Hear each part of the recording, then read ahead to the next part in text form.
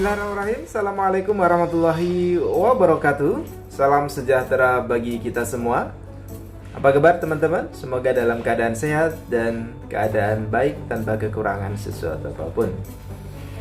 Kembali dengan video saya kali ini.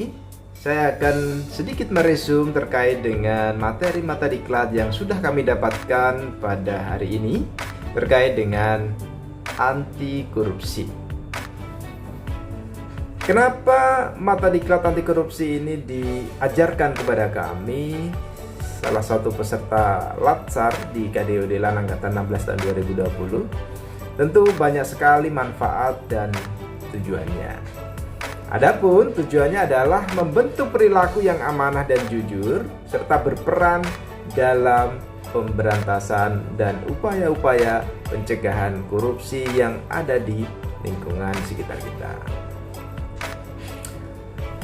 Nah, perlu teman-teman ketahui bahwa kata korupsi berasal dari bahasa Latin yang berarti satu kerusakan. Bisa kerusakan, kebobrokan, keburukan,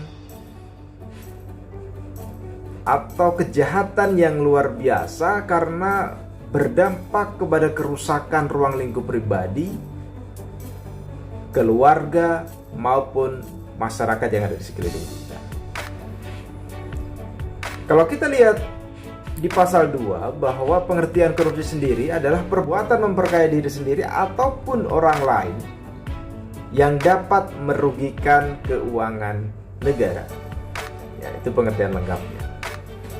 Tingkatan korupsi sendiri ya terbagi menjadi 3. Ya, yang pertama ada material benefit, ya, mendapatkan keuntungan material yang bukan menjadi haknya.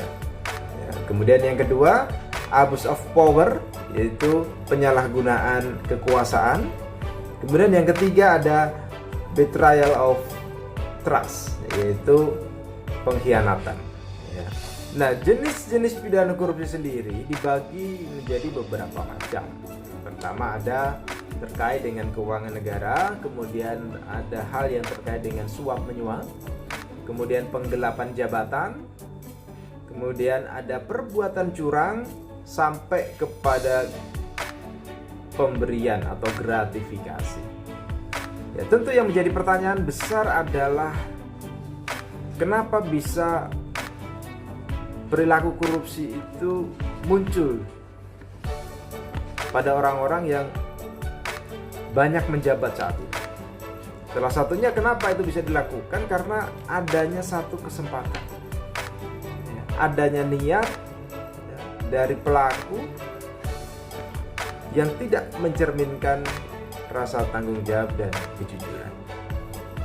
Dari itu, ya, nilai-nilai anti korupsi sendiri sebenarnya terbagi menjadi 9. Untuk lebih memudahkan, bisa disingkat menjadi berjumpa di kertas, ya, berani, jujur, mandiri, peduli, adil, disiplin, kerjasama, tanggung jawab, dan sederhana.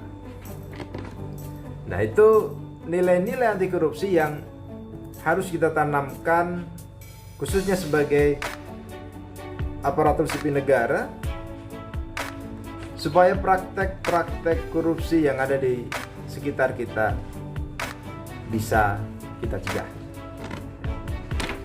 Kemudian salah satu hal lagi, ya, upaya-upaya yang bisa kita lakukan. Tentu sebagai seorang pendidik, sebagai seorang ASN yang berada di ruang lingkup perguruan tinggi, salah satu hal yang sederhana yang bisa kita lakukan adalah di dalam proses mengajar, proses belajar, upayakan untuk datang tepat waktu. Pada saat berangkat kerja, berangkat ke kantor, ataupun pulang, tepat waktu.